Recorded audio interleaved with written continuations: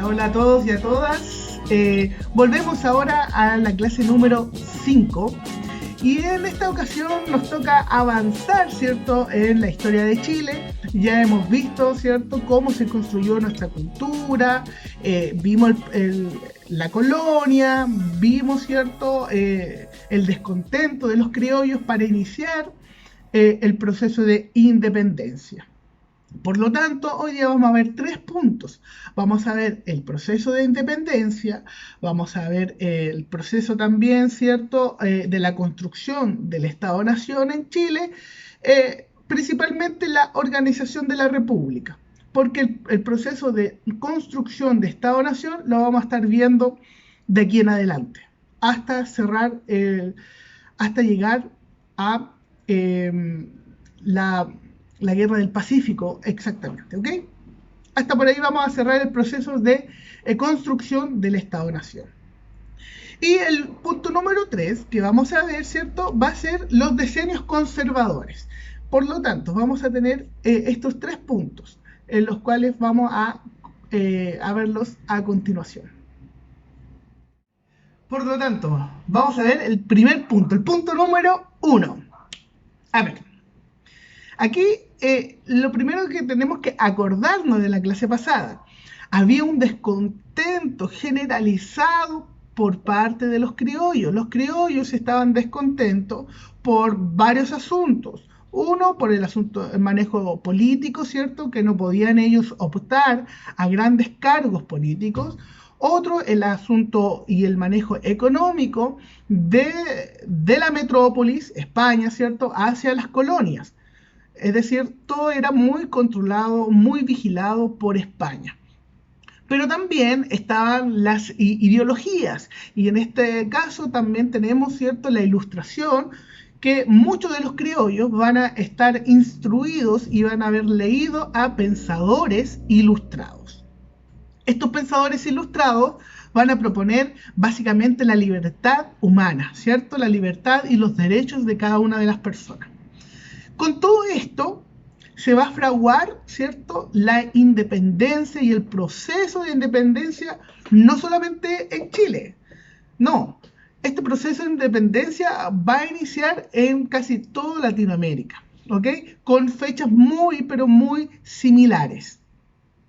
Pero para el caso de Chile vamos a tener que, para verlo de forma y de manera más ordenada, se divide en tres etapas el proceso de independencia chileno, ¿ok? Entonces, pero primero tenemos que entender que todo esto va a iniciar el 18 de septiembre, pero de 1810. Ojo, no es la fecha de independencia. Es el inicio del proceso, porque es el inicio, básicamente, esa fecha está consensuada porque es el inicio, ¿cierto?, o es cuando se declara la Junta o la primera Junta Nacional de Gobierno. Pero, ojo, pero ya lo habíamos visto, venía fraguándose, venía procesándose en las mentes de los criollos desde antes de 1810, esta idea de independencia, o mejor dicho, de libertad. No sé si tanto de la independencia de los españoles, sino que más bien de libertades individuales y libertades económicas. Con esto, ¿cierto?, este proceso va a iniciar en 1810 y va a culminar el 12 de febrero de 1818.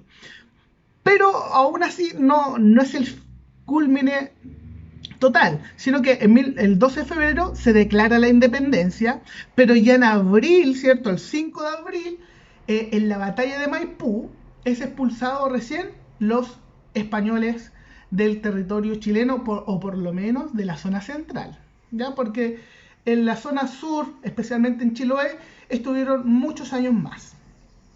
Pero vamos a tener este sinnúmero de fechas.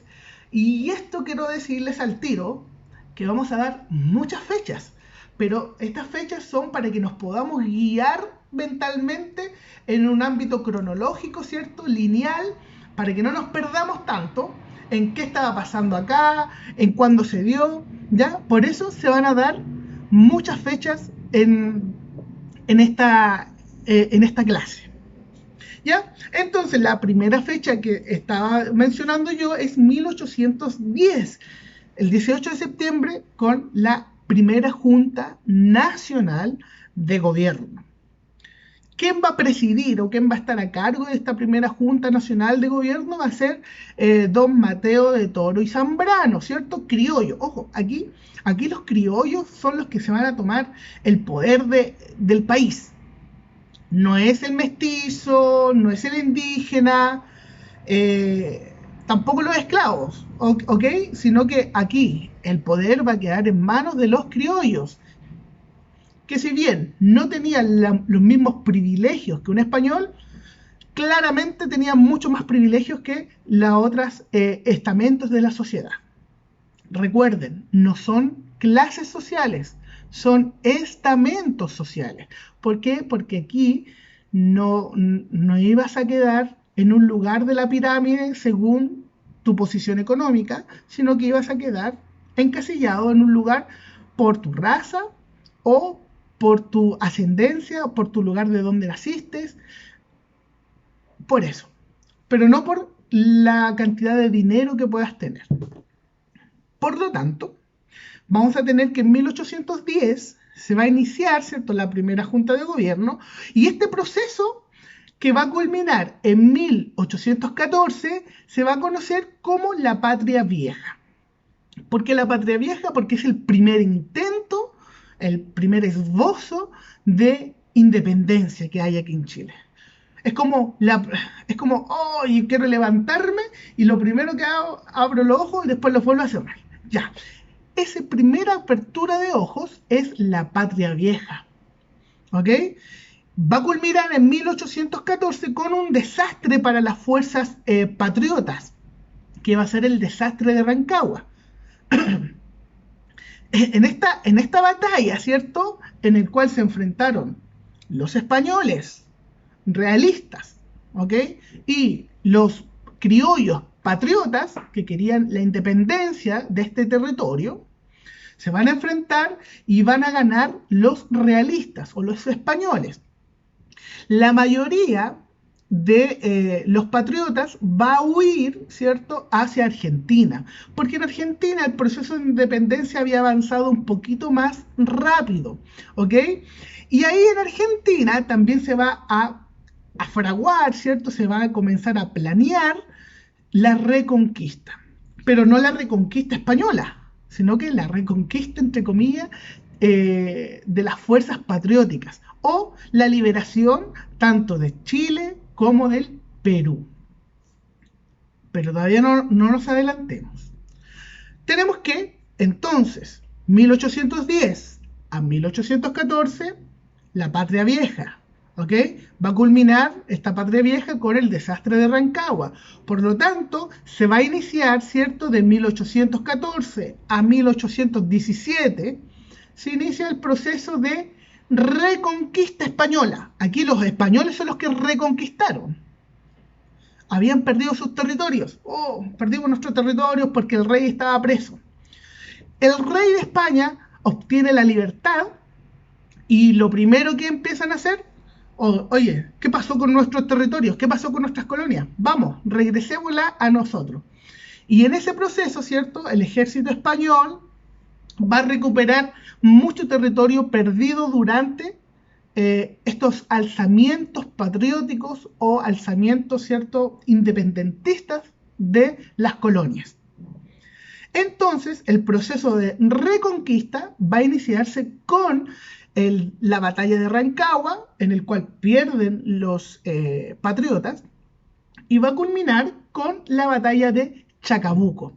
Y la batalla de Chacabuco, ahí ganan los patriotas, ¿ok? Pero es este periodo, ¿cierto?, 1814 a 1817. Primero, ¿contra quién se van a enfrentar los españoles? Se van a enfrentar contra un ejército que se va a implementar en Argentina, atrás de la cordillera. Este ejército va a ser conocido como el Ejército Libertador de los Andes, ¿ya? No solamente porque cruzaron los Andes, la cordillera, sino que porque iban a libertar a Chile y a Perú, que los dos se encuentran en los faldeos de la cordillera de los Andes. Entonces, la primera parada obviamente era Chile. Y ahí el general San Martín, que lideraba las tropas, junto con Bernardo Higgins, van a disputar la batalla de Chacabuco, van a tomar el control, ¿cierto? Y ya en la batalla de Maipú, definitivamente, en 5 de abril, definitivamente expulsan a los españoles del territorio chileno. Insisto en esto, ¿quedaban españoles? Sí quedaban. En el sur, obviamente, quedaban bastiones españoles. Pero desde la capital son expulsados en la batalla de Maipú. Ahora en la actualidad hay un templo ahí en el cual uno puede ir y ver las iglesias que se montaron, etc. Por lo tanto, nos toca hablar sobre el proceso de construcción del Estado-Nación y la organización de la República. Entonces, tenemos que decidir y tenemos que ver cómo nos vamos a gobernar. Ya desde el siglo XVIII había una forma, ¿cierto? Una forma de organización dentro de un Estado. Y los estados que se organizaban en base a esto, ¿cierto? Estaban ordenados. ¿A qué me refiero? Los estados, para organizarse, para tener una estructura central, necesitaban una constitución. Por lo tanto, lo primero que tenemos que hacer es una constitución. Si queremos ordenarnos, si queremos, ¿cierto?, mantener esta nueva república, tenemos que tener una constitución. Esta es la teoría del contrato social. La sociedad, ¿cierto?, todo el pueblo o los ciudadanos, ¿cierto?, van a tomar un contrato en el cual van a construir un Estado. Pero ¿qué forma va a tener este Estado? ¿Cómo va a ser la Constitución? Por lo tanto, ahora se va a iniciar, ¿cierto?, un periodo que algunos llaman el periodo de ensayos constitucionales. ¿Qué quiere decir esto? Que se ensayaron distintas formas de constitución. Y otros historiadores, ciertos más conservadores, van a decir que es un periodo de anarquía constitucional. No estoy tan de acuerdo con esa definición, pero ustedes lo van a poder encontrar, ¿cierto?, en internet, en los libros, etc. Van a poder encontrar este periodo bajo los dos nombres. Periodo de ensayos constitucionales o periodo de anarquía constitucional. ¿Ok? Y ahí uno después toma y se queda con el nombre que más se adecue a uno. ¿Ya? Entonces, este periodo obviamente vamos a crear constituciones, pero estas constituciones muchas veces van a durar un poquito, un día, van a durar meses. ¿Por qué? Porque no van a llegar a tener el consenso de la población. Recuerden, y como yo recién les mencionaba, hay una teoría, la teoría del contrato social. El contrato se toma entre dos partes. En este caso, el contrato social es de la sociedad. La sociedad en su conjunto decide cómo se va a gobernar. Por lo tanto, muchas de estas constituciones no tenían el consenso necesario para poder llegar, ¿cierto?, e instalarse. A ver, vamos a tener algunas constituciones y vamos a dar algunas fechas para que lo tengan claro. Primero, la Constitución Moralista de 1823. ¿Qué es una constitución moralista? Una constitución moralista básicamente es, querían meterse en las vidas privadas de las personas, regular, ¿cierto?, todos los aspectos privados, no solamente los aspectos sociales, en el cual yo me relaciono dentro de la sociedad, sino que también los aspectos privados. Era una constitución, ¿cierto?, moralista, basada en la moral y no, ¿cierto?, en los derechos ni en las leyes, etcétera, sino que basada en la moral. Esta constitución no va a durar mucho, no va a tener consenso, chao. Y después vamos a tener, ¿cierto?, otra forma, otra constitución, otro estilo constitucional que tampoco llega a tener consenso y ni siquiera es promulgada, ¿cierto?, que es la constitución federalista. ¿Qué es una constitución federalista? Esto se va a dar en 1826. A ver, existen varios tipos de Estado, varios tipos de organización. Nosotros en la actualidad, aquí en Chile, ahora ya, tenemos, ¿cierto?, un Estado unitario, centralista. ¿Qué quiere decir esto? Que existe el Estado de Chile o la República de Chile y está centralizado. Todos los poderes están en Santiago o en la zona central de Chile. ¿Ok? Entonces, ahora en la actualidad tenemos un Estado unitario centralista. Y un Estado federal es más bien lo que podemos encontrar en Estados Unidos, que el mayor ejemplo. Hay otros estados federales, como México también es un estado federal. Pero centrémonos en Estados Unidos, que es más fácil, ¿cierto? El ejemplo más común. Estados Unidos no es un estado. Como su nombre lo dice, son varios estados que están unidos, ¿cierto? Son varios estados que van a estar agrupados dentro de un mismo país. Y esto es una organización federalista.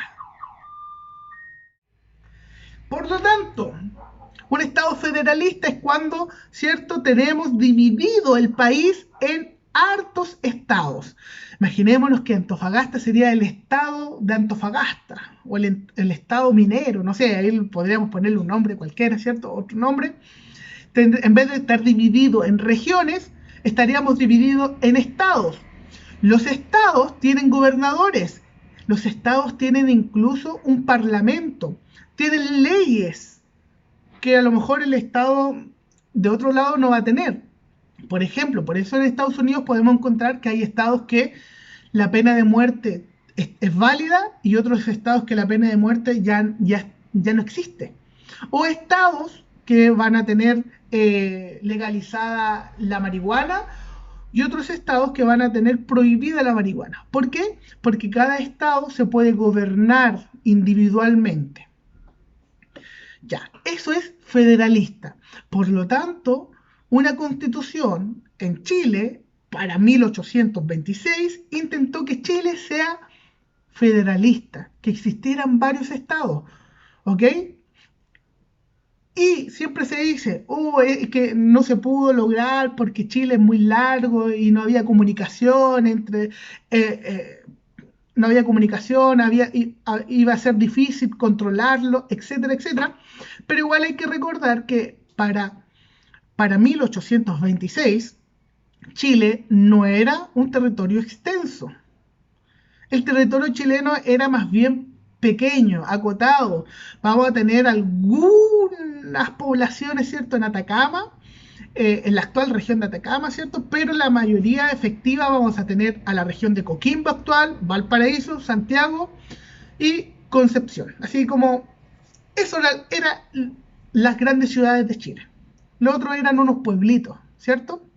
Y el despoblado de Atacama, que sería actualmente Antofagasta, no pertenecía a Chile, pertenecía a Bolivia y más arriba a Perú.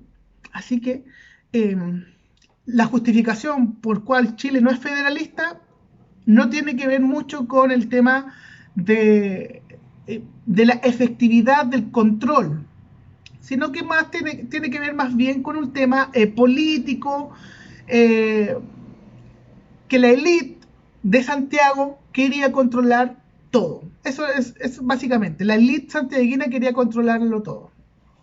¿Ok? Entonces, pero esta constitución no va a ser eterna, va a durar bien poquitito, ni siquiera va a durar, ¿cierto? Nadie la va a pescar. ¿Ya? Luego vamos a tener una constitución liberal. en 1828. Esta constitución, si bien mantenía un mayor consenso en la población, es decir, muchas más personas estaban de acuerdo con esta constitución, aún así no logró mantener la cohesión social o la unión, no logró mantener a todo el pueblo unido. Por lo tanto, esta constitución se termina, ¿cierto? Y se va a terminar de una manera trágica, ¿cierto? En una guerra, ¿cierto? Y en una batalla, ¿cierto? La batalla de Lircay. Y ya para 1833 vamos a tener la constitución definitiva. Y definitiva por casi 90 años. La constitución, ¿cierto? De 1833.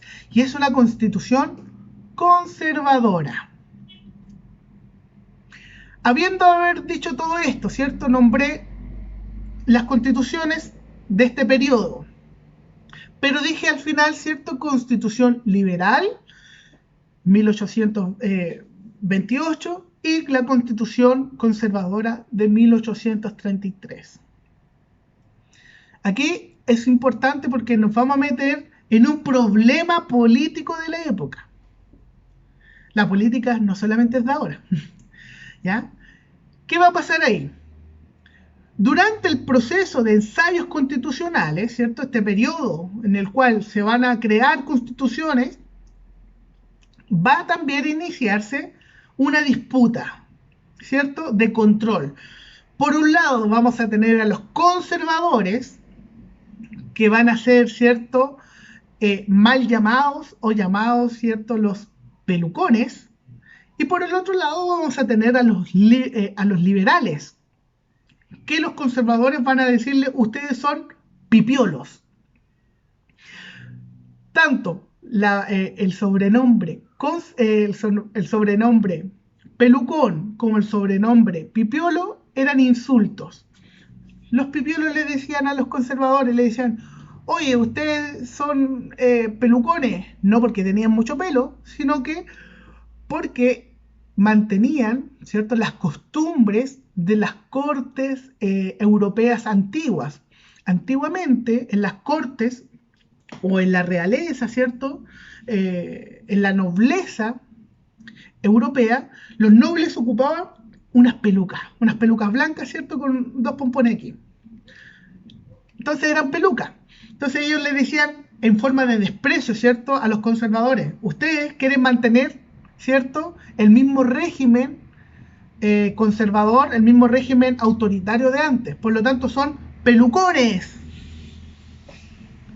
Y, por otro lado, los conservadores les decían, ja, ustedes son unos niños, por lo tanto, son unos pipiolos.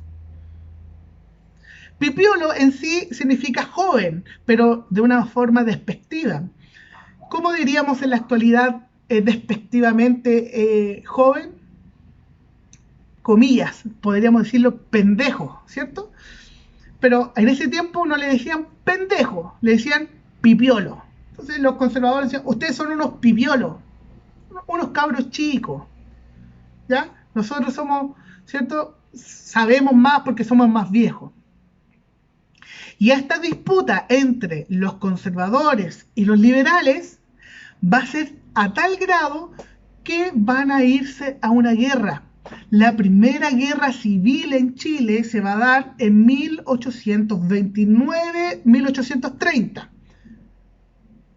En diciembre de 1829, ¿ok? Y todo va a culminar, esta guerra, ¿cierto? Esta guerra civil va a culminar en la batalla de Lircay. ¿Ya? Lircay es una zona y van a pelear los conservadores por un lado, los pelucones, los liberales por otro lado, los pipiolos. Van a disputar esta batalla de Lircay y van a salir triunfadores los conservadores. Por lo tanto, los conservadores van a triunfar en la guerra a tal punto que instauran una constitución y esta constitución va a durar años. Incluso esta constitución va a pasar el siglo XIX y va a durar hasta el siglo XX. Recién en 1925 se termina la Constitución de 1833. Y aquí no podemos hablar de la Constitución de 1833 sin mencionar al personaje más importante de la década del 30 en el siglo XIX. Este personaje es Diego Portales. Yo además creo que ustedes han escuchado de Diego Portales, por lo menos hay cierto un instituto, una universidad que se llama así, pero Diego Portales, este caballero, ¿cierto?, es el inspirador de la Constitución de 1833. Él no la escribió, pero sí sus ideas, las ideas conservadoras de Diego Portales van a estar en la Constitución de 1833. Diego Portales fue tan importante, que se dice que él, obviamente, él nunca fue presidente, pero no lo necesitó. No necesitó ser presidente porque gobernaba desde las sombras, gobernaba, ¿cierto?, por detrás. El presidente de la época era José Joaquín Prieto, pero el que realmente gobernaba era Diego Portales. ¿Ok? Tenía varios cargos de ministro, ya manejaba Diego Portales, su principal importancia para él, lo que a él le importaba era la economía y su negocio, porque él era empresario, él era un empresario tabacalero, vendía tabaco, ¿ok? Vendía tabaco, por lo tanto su negocio era lo importante para él. Y habiendo dicho esto, ¿cierto?, Diego Portales tenía ideas que fueron plasmadas en la Constitución de 1833. Esta Constitución que va a durar un montón de años, de 1833 a 1925. Casi 100 años, por poquito 100 años, ¿ya? 92, 93 años aproximadamente. ¿Ok? Ya. Después de la batalla de Lircay, cuando los conservadores salen triunfantes, cuando ganan, ¿cierto?, esta batalla, se va a iniciar un periodo conservador en la historia de Chile. El periodo de los decenios conservadores. ¿Qué quiere decir esto? ¿Qué son los decenios conservadores? ¿Qué quiere decir?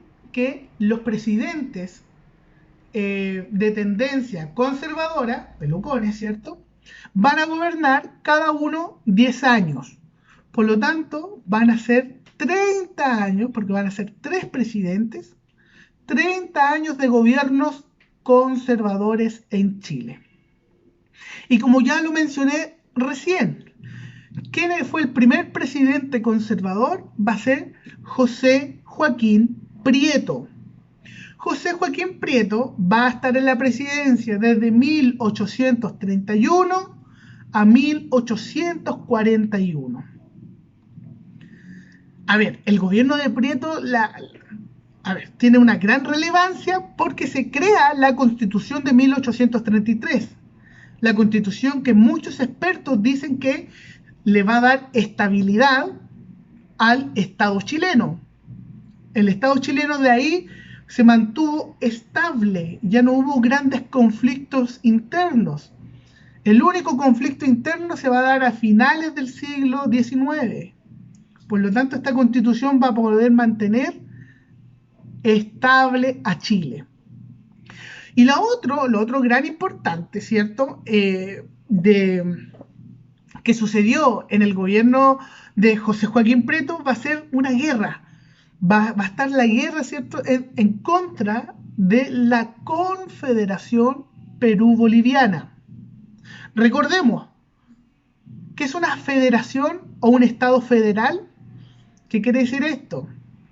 Un país, mejor dicho, federal. Que Perú y Bolivia se van a unir en un solo país, pero con 2 estados distintos, ¿cierto? Van a ser una confederación. Y aquí, ¿cierto?, ¿por qué se fue Chile en guerra contra estos dos estados? O contra esta confederación Perú-Boliviana. Se va a ir en guerra primero porque Diego Portales decía que para que Chile lograra repuntar económicamente y mantener el Estado chileno estable, tenía que controlar los puertos del Pacífico.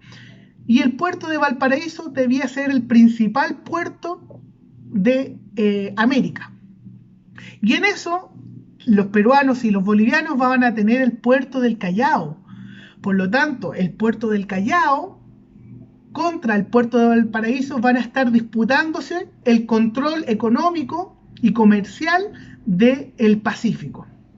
Para solucionar ese problema, Chile se va a ir en guerra contra estos dos países, ganando Chile, logrando que Valparaíso se transforme en el puerto principal, ¿cierto? Y ahí Valparaíso logra la supremacía a nivel sudamericano en el Pacífico durante el siglo XIX. Por eso el siglo XIX crece mucho Valparaíso, Valparaíso se transforma, es el puerto principal y hay muchas canciones, ¿cierto? Puerto principal, sus mujeres son blancas, Margarita. Ya. Hablando de eso, Valparaíso se transforma en la potencia, ¿cierto?, de paso de todos los buques que venían desde Europa hacia el Pacífico. Ya, eso en el gobierno de José Joaquín Prieto, que va a durar hasta 1841. De 1841 a 1851 vamos a tener a Manuel Bulnes. Y Bulnes, ¿cierto?, va a empezar a expandir el territorio chileno hacia el extremo sur y se va a crear por el estrecho de Magallanes un fuerte que se va a llamar el Fuerte Bulnes, ¿ok? Y todo tiene en honor, obviamente, este fuerte a Manuel Bulnes. Después vamos a tener el gobierno de Manuel Montt Torres. Manuel Montt Torres, ¿cierto?, va a durar desde 1851 a 1861. Y ese es el último gobierno conservador del siglo XIX. Porque luego de ello, los conservadores con los liberales que habían estado peleando, ¿cierto?, van a lograr un acuerdo y los próximos gobiernos van a ser gobiernos de consenso, van a ser gobiernos de liberales y conservadores. ¿Ok? Pero antes de eso, por ejemplo, Bulnes va a perseguir a los liberales, los va a expulsar, incluso expulsa a varios liberales hacia Juan Fernández, que se vayan a morir allá. ¿Ok? Ya eran gobiernos, eran democráticos, pero no había muchas libertades, eran autoritarios, porque la Constitución de 1833 era una constitución, ¿cierto?, autoritarista, era una constitución basada en el presidente. El presidente tenía el control de todo, ¿cierto? Era presidencialista este tipo de constitución. Por lo tanto, tenemos que después de los ensayos constitucionales vamos a tener un periodo de tranquilidad, de calma, con los presidentes conservadores. Y la Constitución, y no se olviden de esto, la Constitución conservadora de 1833, inspirada en Diego Portales. Con esto vamos a recordar algunas cositas que vimos en esta clase. ¿Cierto? Primero, el proceso de independencia, patria vieja, reconquista, patria nueva. Luego vamos a tener el periodo de ensayos constitucionales en donde el Estado-nación se está creando. Por eso vamos a tener varias constituciones hasta la batalla de Lircay, ¿cierto?, en el cual van a salir triunfadores los conservadores y van a tomarse el poder. Y obviamente la constitución definitiva va a ser la Constitución de 1833. Y con esto se da inicio a los decenios, es decir, periodos presidenciales que van a durar 10 años de los conservadores. Esto me faltó decir. Los periodos constitucionalmente solamente no duraban 10 años, duraban 5 años. Pero tenían la posibilidad de ser reelectos por una vez. Por lo tanto, terminaba el periodo de 5 años y se iban a elecciones.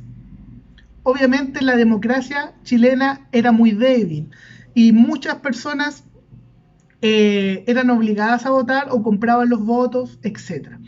Había gran fraude electoral, mucho fraude electoral, y por eso ganaban siempre los que se postulaban del lado de los conservadores. ¿Ok? Y con esto vamos a cerrar, ¿cierto?, esta clase. Espero que les haya quedado claro. Hay un sinfín de fechas, pero lo pueden volver a revisar este video. Espero que estén bien en sus casas junto a su familia. Cuídense y estudien, ¿cierto? Un abrazo a todos. Chao, chao.